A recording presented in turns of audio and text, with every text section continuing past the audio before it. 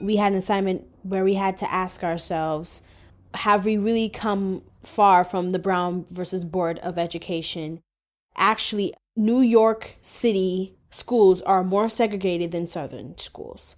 And when I found that fact, I was just like, what?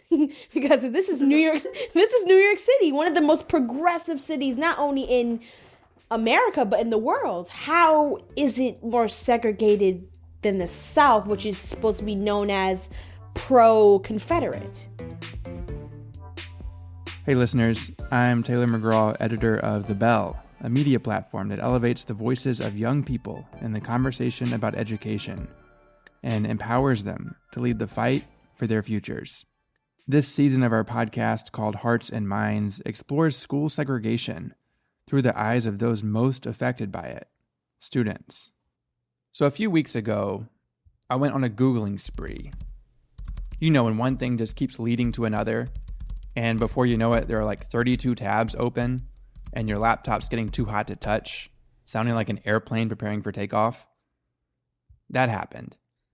And it all started with a footnote.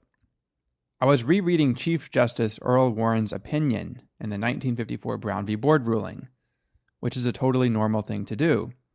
And I came across a footnote with a long list of psychology studies that the court cited in making its argument that segregated schools generate a feeling of inferiority among black students. The first researcher listed in the footnote is Dr. Kenneth B. Clark, a famous African-American psychologist and educator from Harlem. He and his wife Mamie, a fellow psychologist, are perhaps best known for creating the now infamous doll test back in 1940. You've probably seen a version of the doll test over the years. The design is simple. A child is presented 4 dolls, identical except for the skin color, and then the researcher asks the child questions. Which doll is the pretty doll? And why is that doll pretty? Because he's white and he has 2 eyes. Which doll is the ugly doll? Why is that doll ugly? Because he's black. The doll test demonstrated that black children, especially those who attended racially segregated schools, were likely to associate the black doll with negative characteristics and the white doll with positive ones. This and similar social science research formed the foundation of the Brown decision. But in the decades after the case, Clark was somewhat disappointed that the court, in citing his research, had ignored 2 other points he had made: that racism was as profoundly American as the Declaration of Independence, and that school segregation twisted the personality development of whites as well as Negro children. this is a guy named Richard Hefner, host of an old TV show called Open Mind.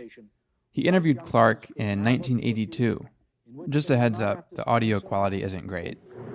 When I saw the television program that showed these poor white children in South Boston, Clark is referencing riots from the mid-70s when Boston implemented a school desegregation busing program. with their faces contorted with hate, totally irrational. I don't think those youngsters were born that way. I know they weren't. They were let down. And I wish that the Supreme Court had said in its Brown decision, look, you can't do this to white children. You can't dehumanize white children by having them going around contorted with hate and dehumanized by hate. Dr. Clark wasn't alone in his assessment that white children also suffered from segregated schools. In fact, back in 1948, there was a survey of more than 500 social scientists from around the country on the probable psychological effects of enforced segregation, aka Jim Crow. Not surprisingly, 90% of the social scientists said that the segregated group, blacks, experienced harmful psychological effects. But what's often overlooked is that 83% felt that the group enforcing the segregation, whites, also experienced harmful effects. Remember, this was in 1948. The NAACP submitted this evidence to the Supreme Court as part of an 18-page social science statement signed by the Clarks and 30 other preeminent researchers. In our social science brief, which we presented to the court very eloquently stated the detrimental effects of segregation on minority children, but did not point out the detrimental effects of segregation or racism on white children, which probably means that we sort of accept as norm moral schizophrenia for whites as part of a realistic, competitive society. Moral schizophrenia. Clark coined this term to describe the hypocrisy of claiming egalitarian values but contradicting them in one's actions. What might this look like today? Maybe it's a white mother on the Upper East Side who is outraged when she reads headlines about school segregation in New York City, but who sends her kids to an all-white private school. Or maybe it's a mayor who claims he wants equity and excellence in the school system, but maintains policies that inevitably lead to the opposite. The point is, I think we've got to get more honest with ourselves about the consequences of the privileges we aren't willing to give up. On that note, the reason I love doing this podcast is because the kids I talk to are always honest, even when it comes to topics that make adults uncomfortable, topics like race. In this episode, you'll meet 3 high school students in Harlem who go to a school that's 100% non-white, and you'll hear about their interactions with white kids. Their stories won't even begin to explain the complex ways segregation affects white children in New York City. Someone could write a book on that topic. But their stories will provide some clues about the value of diverse interactions for everyone involved. I was in AP US History class. This is Ashay. She just graduated from Democracy Prep Charter High School in West Harlem. My history teacher, Mr. Morgan, he said that today schools are more segregated than there was during the Civil Rights Movement. In a way, I see that because Democracy Prep was originally created to help minority students get on the level as Caucasian students. And when I look at my other friends' schools, there's always fights. They say the teachers just don't care about their education. But when I speak to my Caucasian friends, they're like, oh, yes, we have Max in our school. And it's not even a private school. It's a public school. And then they have sushi in the cafeteria.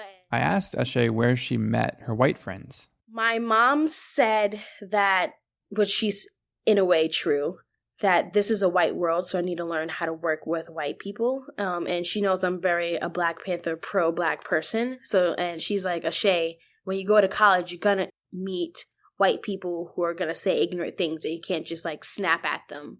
So in order to help me weave through that process without blowing up in college, Mom, she looked for different types of communities for me to get like exposure to white people, because usually African Americans, we usually stick to our neighborhoods. So I go to Redeemer Youth Group every Friday, and I go to their church. I've found a really good community there. They're really nice people, really nice kids, but they do still say some ignorant stuff. Like one white guy, he said the N-word, and I was just like, oh. How did he say it? In what context? It was a rap song. And he said the N-word, and I was like, it's still not okay. So it's through these, situations that I've really learned how to speak to white people and try to let them know what's right and what's wrong and why. Another situation I had, we went on a mission trip to Philadelphia, and one of the girls had a bandana, and she said, hey, Ashay, look at me. And she started like throwing like random hands. And I was like, don't do that. And then she got mad and she was like, Ashay, you're not even that thug life. You're not really about that thug life. Because I guess a lot of people call me an Oreo, which in a way is basically saying, oh, you're Black and you're smart. Therefore, you're not really Black. You're trying to be white, which is very stupid, by the way. And like I may not be a part of the activities of that neighborhood, but I'm still a part of that neighborhood. I still see a Black man being thrown against the wall. I still see like certain things that as a preppy white kid who lives in Staten Island or 80th Street for a Tribeca, you don't know nothing about. Ashay was so stirred by the encounter, she decided to write a poem about it. Here it is. It's called Sensitive Thug. Ha ha ha, Ashay. Look, I'm a thug. That's not funny. Ashay, it's just a joke. It's not like you're a thug anyways. Stop being so sensitive. Stop being so sensitive. I'm sorry. I'm sorry that I'm so sensitive. I'm sorry that my people are seen as thugs and criminals before living human beings. I'm sorry that Mike Brown, Trayvon Martin, and more died for seemingly looking like a thug. Do you know what it feels like to never be accepted no matter how hard you try? To never reach the age of 18 since society deems you thug before a child? You don't, so don't you dare call me sensitive. Ashay actually read this to the white girl. She started to cry and she said, I'm sorry. I really didn't realize how my words affected you. And I think a lot of white people, like, they say things like they don't mean to hurt, but it does hurt. This past school year, Ashay had an internship that also gave her exposure to white peers. My New York Historical Society internship is really fun because I get to meet new kids from all over. Specifically, this one guy from Westchester. He's really cool and he's a fellow queer person. We still can come to each other to talk about queer issues and how hard it is to come out to parents and such like that. And just stuff like music. Like, apparently there's something called PC music. I never heard of it before, and I'm gonna look it up when I get home. But we just talk about just a variety of things. I asked Ashay how her interactions with the guy from her internship compared to her interactions with the girl in her youth group. Well, one, he's gay, so he understands how it is to be oppressed, in certain ways, and he's just more understanding. He talks about, I have a couple, I'm trying to word this in the right way. He does have black friends, but he doesn't just have black friends, he actually understands them. Because a lot of white people say, oh, yeah, I have black friends, but it's that doesn't really mean anything technically, because just because you have them doesn't mean you understand what they go through. He legit said to me, I can't understand your struggle as a black woman, however I can understand your struggle as a queer person, and from that struggle I know how hard it is to just go through life itself and to look down upon because of our identities. And that's the difference between her and him. He understands. She is still struggling to understand. We talk now, and she sometimes say things, and then she actually asks me, is that okay? So I'm glad that me confronting her from last time really showed that we can change. And some people Ashay, why do you always protest and all this stuff? People don't change their minds. It's a waste of time. This is why I do it, because it's the very small percentage of people that actually change their minds and actually learn the perspective that, hey, you're not a person of color, and therefore you will not understand all the problems that we have. However, you can change your actions in a way that can benefit us instead of hurting us. So I'm just glad that I get to see that activism actually works in front of me and such like that. In the fall, Ashay is taking her activism to Brandeis University. I'm very happy with my choice. I try to be like everyone else and have it on film, but when my mom filmed it, one of our curtains was crooked, so she was like, I'm not putting it on there. So that happened. But I was on the train, it's 6:59, it's 7 o'clock, and I'm just it was very anticipating. The computer was being stupid and it would not turn on. So I'm like, are you serious? So once it rebooted and then I logged into my email, I forgot my password. I was like, oh my God. I was just so nervous. And I just tried in multiple passwords. When I finally opened it, I was like, oh my God. And then I just blew up and I kind of fell to the floor and it just got really emotional. Thanks in part to her mother's insistence, Ashay was able to meet diverse peers outside of school. But for many Black and Hispanic kids, particularly those from low-income neighborhoods, interacting with white kids is rare. This is the case for Whitney and Nelson, two more democracy prep students who just finished their junior year. But before we get to their stories, here is a quick message. Hi, this is Alex. And this is Andrea. We're huge fans of The Bell and really proud of all the hard work that Taylor has put into making this show very powerful. We encourage all you listeners to go on iTunes and leave a review, which will help grow the Bell Podcast audience. In addition, we encourage you to tell your friends, family, and coworkers to check out the show. Even tell a stranger if you feel it's safe enough to do so.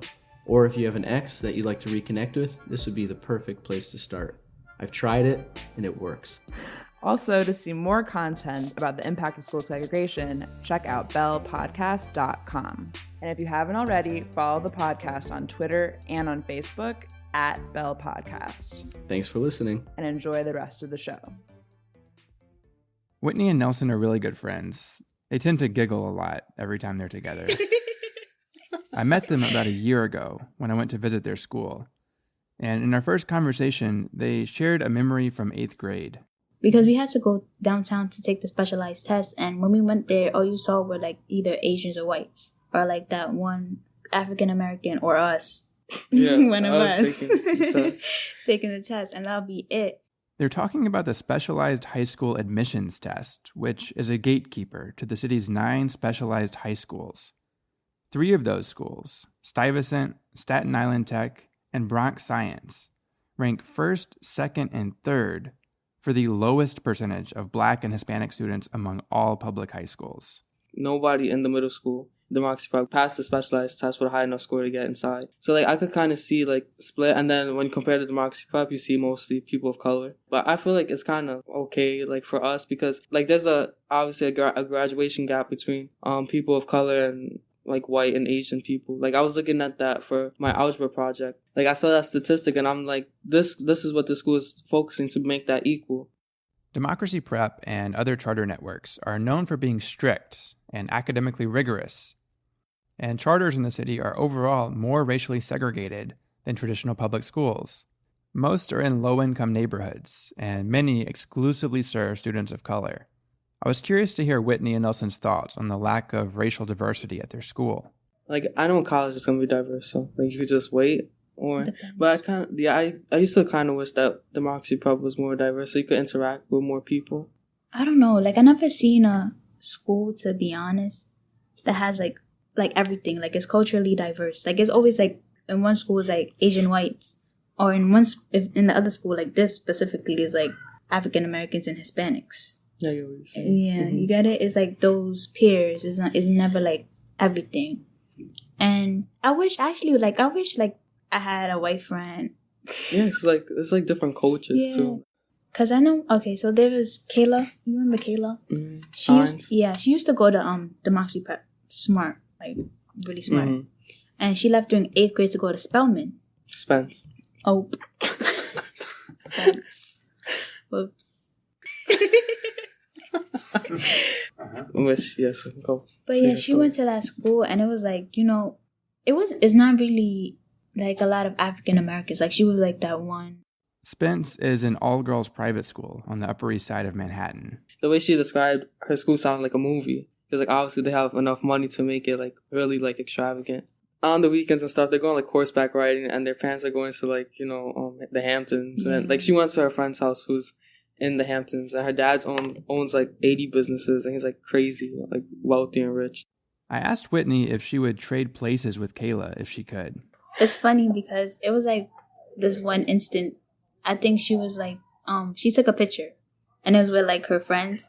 I was what if I went to Spence? It was interesting thought, but I wouldn't go because it would have been hard on me, because I would have felt I'm different. It seems good at the time because it's they go into the Hamptons, they got the money, da da da da. But that's the only thing. Other than that, I'm good with where I'm at. Yeah. Mm-hmm. So Whitney made it clear that she didn't have any white friends. I'm really trying to think. No. No. But Nelson had a different answer. I have one, I guess, white friend, but she's not. She's in New York State, but she lives upstate. How'd you meet her? Just some game I used to play when I was younger online. I text her and stuff. So it's and it's been for a couple years. So I feel I know her. You guys never met? Mm-mm. She lives in Buffalo. You guys should meet up. Yeah, but she's in college now. She's a freshman in college. In a follow-up interview a few months later, I asked Nelson to talk more about his video game friendship, starting with how it came about. Well, I was young, so I'm not that embarrassed anymore. But it was an online game. It was called Wizard 101. I don't know if you ever heard about that. You see all the commercials for it. And I used to play, like, I was like really young, and I would play that for hours. Like, I had no life, like literally just playing that for hours. I checked out some YouTube videos of Wizard 101, and it actually looked pretty cool. Just listen to the theme song.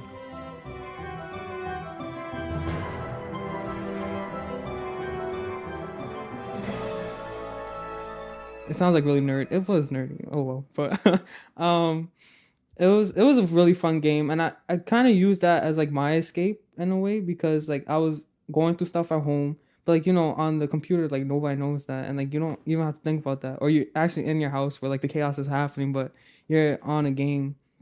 And I met her, and she was really different from most people in the game. She, like, in general, she's like a completely like sweet person. Like, she's like the nicest person that I ever met. And our friendship just ended up building because we had like some of the same interests. And she's in like college now, like her junior year. So she was like really older than me. I was like 11, she was like 16. But she kept me like under her wing. If I had like problems and stuff, like I would talk to her because she honestly cared, and she was really interested because like her life seemed like pretty good. Like, she had both her parents in her house. She was financially stable. But I don't know. She just had like a real love that not a lot of people actually have. She gave me some of my first like experiences and interactions with somebody in high school and somebody in college, and like I never had that because like my older sister's only a year and a half older than me, so we're like in the same age range. And like my cousins, they didn't, like, I think they graduated from high school, but they didn't go to college and stuff like that.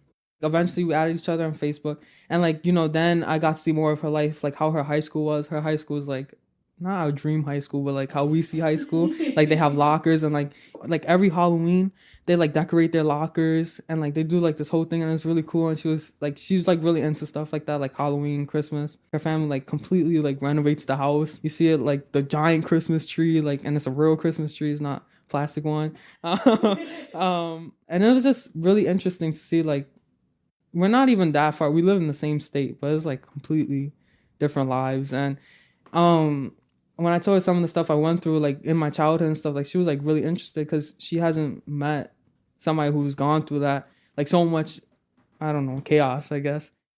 When you're going through stuff, sometimes it just helps to like explain or like get that off your chest. Like, so like when, I don't know, like stuff that I experienced, like I'd never really told people, like I went through my childhood, like financial struggles, stuff like that. Like I was just being able to tell her that and have her like actually know me on a more intimate level, like helps, because I was just like, like I actually have a close friend. At the time when we were on the game a lot, like she was probably my closest friend because I didn't even open to some of my friends in school like the way that I did with her.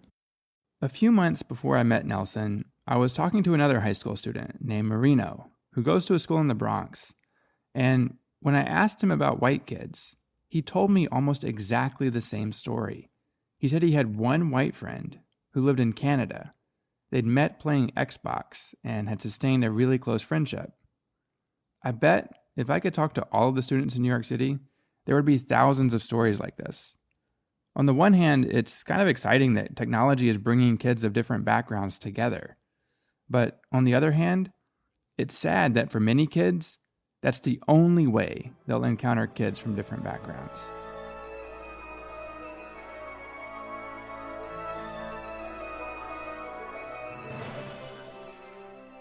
Before we wrap up, I want to say a couple more quick things about Kenneth Clark.